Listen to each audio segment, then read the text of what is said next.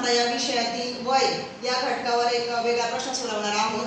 प्रश्न सोपा आहे पण त्याचं उत्तर आपल्याकडून चुकू शकतं. आता अगोदर आपण प्रश्न वाचूया.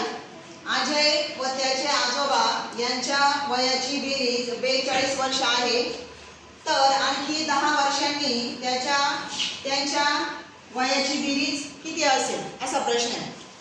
आता त्यांच्या आजच्या वयाची बेरीज दिलेली आहे 42. आणखी 10 वर्षांनी, आता आणखी 10 वर्षांनी ह्या अजयचं पण वय 10 वर्षांनी वाढणार आहे आणि आजोबांचं पण वय 10 वर्षांनी वाढणार आहे. म्हणून आपल्याला ह्या 42 मध्ये अजयचे 10 आणि आजोबांचे 10 असे एकूण 20 मिळवावे लागतील. याचं उत्तर येईल 62. म्हणजे आपला कोणता पर्याय बरोबर असेल? चौथा. दुसरा. कोणता पर्याय बरोबर असेल? दुसरा. आता चौथा पर्याय काय आहे? 63 आहे. तो नाहीये. आपला बरोबर पर्याय आहे 62. बरोबर.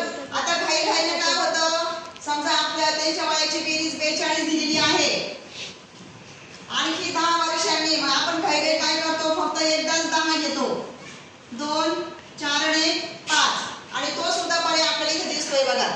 आणि आपल्याला वाटतं आपलं उत्तर बरोबर आलंय, आपण लगेच गोल रंगवतो, पण आपलं ते उत्तर चुकलेलं असतं. कारण अजय आणि आजोबा इथं कोणीही असो, इथं मुलगी असो, इथं आई असो किंवा 2 मुलींचे नाव असो, तर त्या दोघांचंही वय 10 वर्षांनी वाढणार आहे. म्हणजे 10 वर्षानंतर विचारलं तर 10 20 मिळवायचे आणि जर वर्षापूर्वी म्हटलं तर आपल्याला त्यातून 20 वजा करावे लागतील. आता याच्यासारखंच मी तुम्हाला दुसरं उदाहरण देते, तुम्ही मला त्याचं उत्तर सांगा. आता अजय आणि आजोबा यांच्या वयाची बेरीज 50 वर्ष आहे, तर आणखी 15 वर्षांनी त्यांच्या वयाची बेरीज किती असेल? 80. किती असेल? 80. कसं केलं?